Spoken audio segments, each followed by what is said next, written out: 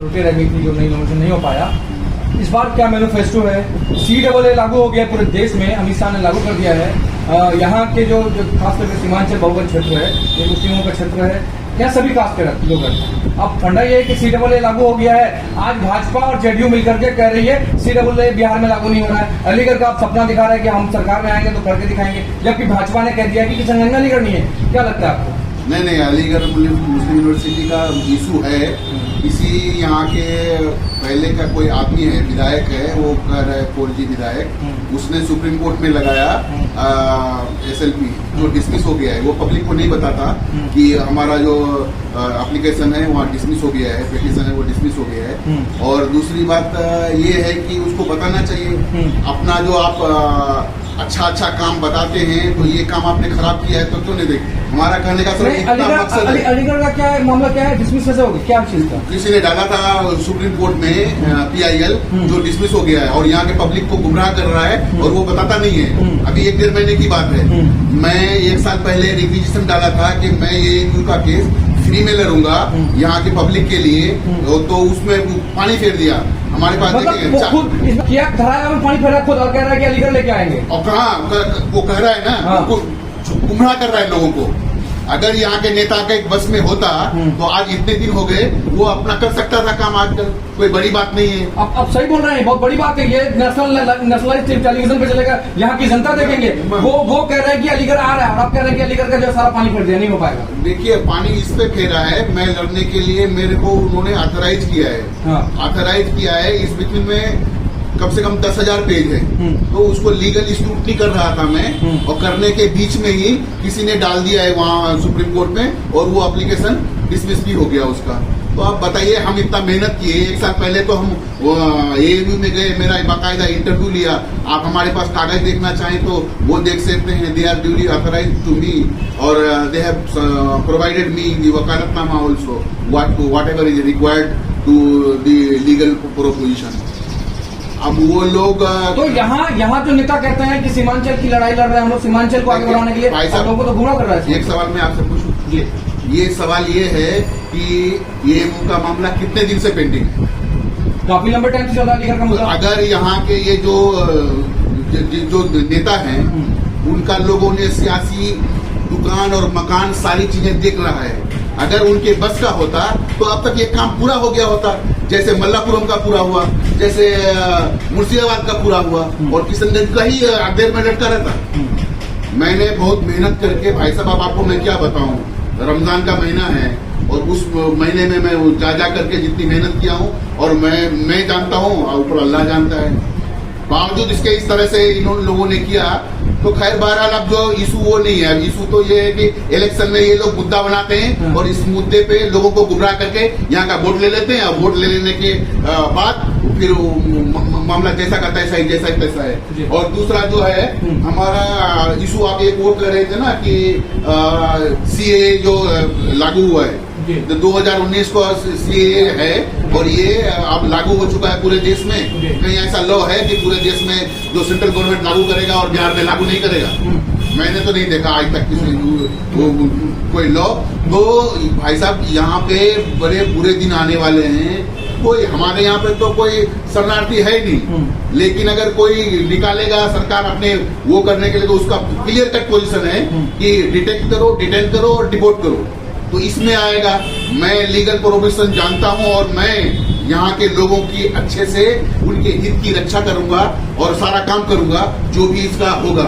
यहाँ शिक्षा के क्षेत्र में काम नहीं हुआ है, और रोजगार, हमारे युवा रोजगार बाहर जाते हैं। आज भी प्लान अदर स्टेट कर रहे हैं, आज भी प्लान जो है अदर स्टेट कर रहे हैं। क्या लग रहा है आपको, इसको कैसे रोका जाए? इसके लिए उद्योग धंधे लगाने चाहिए। ये जो अभी वर्तमान सरकार है, ये 4 उद्योग लगा रहा है, तो वो उधर लगाया 1-2। हमारे किशनगंज में, सीमांचल में एक भी उद्योग नहीं लगाया। तो प्लान तो जहाँ उद्योग लगेगा, जहाँ रोजगार होगा, वहीं पे तो लोग जाएंगे। मैं भी जा रहा हूँ दिल्ली में रोजगार करने के लिए। तो इस तरह की बात है। जब तक यहाँ का I am vocal for local issues to protect the interest of the public of the Seemanchal, जब तक ये पूरा नहीं होगा तब तक ऐसा कुछ हो नहीं सकता है। उत्थान यहाँ का न विकास हो सकता है, इसके बगैर संभव ही नहीं है। तो शिक्षा, स्वास्थ्य और किसानों के मुद्दे जो हैं और जो यातायात के साधन है वो भी प्रॉपर नहीं है। ये सिर्फ लोगों को गुमराह करके वो इलेक्शन में आएगा, इलेक्शन में आकर के वोट ले लेगा और उसके बाद वकील साहब, केंद्र की सरकार कहती है कि इन किसानों का आय जो है वो दोगुनी कर दी गई है। आज तक हुआ ही तो नहीं, 14 साल तो हो गए इस डबल इंजन की सरकार को, और ये कभी इधर कभी उधर यहाँ का मुख्यमंत्री जाता है।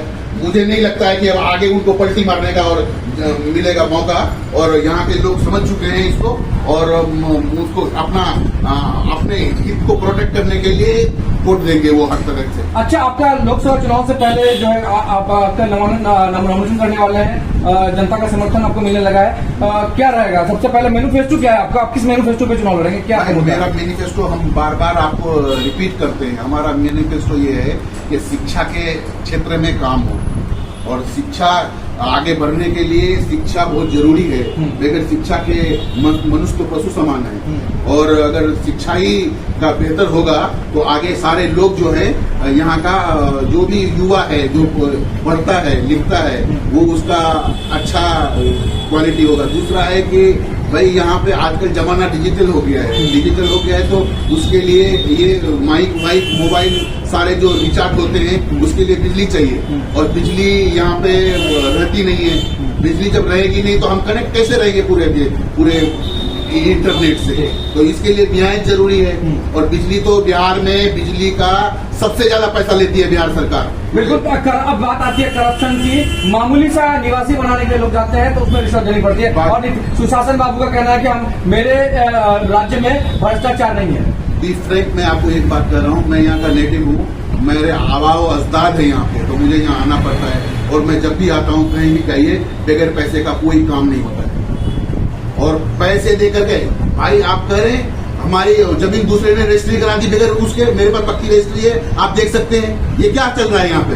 भ्रष्टाचार की एक सीमा होती है, ये तो सीमा को भी लांघ चुका है यहाँ, और ऐसे उनके नेता का कहना है कि नीतीश बाबू ने सुशासन किया है, पर अफसर साहब की राज नहीं है, सुशासन बाबू की राज है। भाई साहब ये सब जो है नीतीश जी के बारे में तो मैं पहले बोल चुका आपको कि अब वो 9 बार पलटी मार चुके हैं, 10वीं बार मेरे को नहीं लगता है कि यहाँ के लोग उनको पलटी मारने का और मौका देगा, और बस जो था वो मतलब उसका बड़ा विस्तार बंद करके रिटायर्ड ना हो, मेंटली फिजिकली अब लोग रिटायरमेंट एज जो हो गया ज्यादा, क्योंकि इसके सेंट्रल गवर्नमेंट कहती है कि हम इतने दिनों के बाद हम वो नहीं करेंगे, तो ये तो अब यहाँ है लोगों को गुमराह करके वोट ले लेता है, कभी जिधर देखा उसका पल्ला भारी उधर चले जाता है, और मुख्यमंत्री हम ही रहेंगे।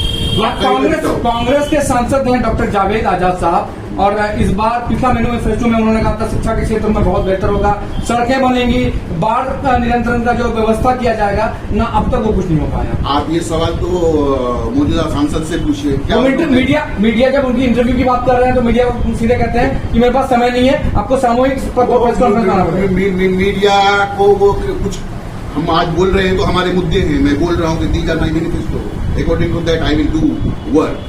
वो उन्होंने कुछ किया ही नहीं है पिछले 5 सालों में, तो क्या कहेगा आप पूछिए उनसे। शिक्षा के क्षेत्र में क्या किया है, स्वास्थ्य के क्षेत्र में क्या है, भ्रष्टाचार रोकने के लिए क्या किया है, ये क्या किया है, तो वो इस सब सवालों का उनके पास जवाब नहीं है। मैं आई गो थ्रू सोशल मीडिया दिया तो टेलिंग दैट कि ये तो जो है ना वो कह रहे हैं कि भले निकम्मा सांसद है। अब आप लोग जानते हैं, आप लोगों का सांसद। अच्छा वकील साहब, अगर यहाँ की जनता आपको अपार समर्थन देकर जिताती है तो सबसे पहले आप क्या करेंगे? सबसे पहले आपको इंटरव्यू दे दीजिए, हम आपका आभार व्यक्त करेंगे कि आप लोगों ने जो प्रचार प्रसार किया हमारा, उसका आपके पास सामने रिजल्ट है, और मैं यहाँ के लोगों की हित की रक्षा जब तक मैं रहूंगा, मैं कहीं ना हूं, मैं अभी भी कर रहा हूँ, कम से कम 150-200 केस तो मैंने सीमांचल के लोगों के लिए लड़े हैं। नंबर 1 मोहित आलम है मुसलडंगा का, अभी उसका केस पर गया था, उस बेचारे का बहुत परेशान था, मेरे नंबर कहीं से लेकर के आया, मैंने उनको 3 लाख रुपए का मुआवजा दिलाया उनको। और एक वहां पे थोड़ा सा और आगे जाइए, एक लड़का है समीर साहब का लड़का है मुमताज, वो संगीन धाराओं में केस में जुर्म में फंस गया था, टेरागंज का है वो, तो वहां से मेरे पास आया, मैंने बड़ी मेहनत करके उसका बेल करा के उसका केस खत्म कराया। और तीसरा ये यहाँ पे एक पत्थरगट्टी के पास एक लड़का है, उनकी 4 उंगलियां कट गई थी फैक्ट्री में, उसको मैंने पैसे दिलाया भाई साहब, और उसने हमारी फीस भी नहीं दिया। 7 साल कंटिन्यूअसली मैं उसका केस लड़ा अपने खर्चे से, और खर्चे से लड़ा, और जब पैसा लेने की बारी आई तो वो चले गया। और ये कभी ये डाबर है हमारे यहाँ पे, और डाबर के एक लड़का फंस गया था, इतने संगीन पैसों में ज्यादा अमाउंट हेवी था। बड़ी मुश्किल से मैंने सारी चीजें वो करके उससे बाहर निकाला।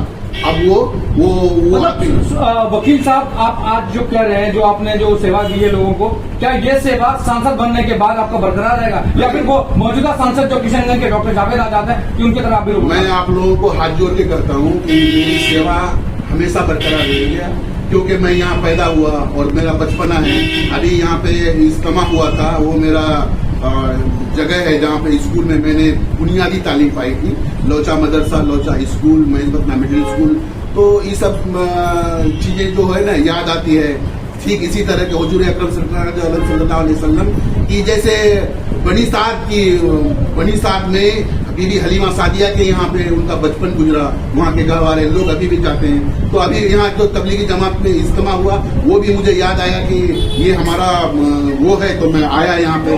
तो इन चीजों को आप बदलेंगे? जो चीजें यहाँ देख रही है, बाढ़ से लेकर समस्या रहता है। कम्प्लीटली बाढ़ एक बार नहीं आता है भाई साहब, यहाँ हर साल बाढ़ आता है। जब नेता वोट ले लेता है, चले जाता है, फिर जब वो खटिया मिलान कर लेता है यहाँ पे पूजापुर में, कहता है कि जब खटिया को ठंडा लगता है ना, तो हुक्का करता है और कहता है कि नहीं आज खाद खोदना जरूरी है, नहीं तो ठंड से बचने के लिए। जब सुबह हुआ फिर धूप आती है, सूरज की किरण और कुछ नहीं, फिर वही हाल यहाँ का है।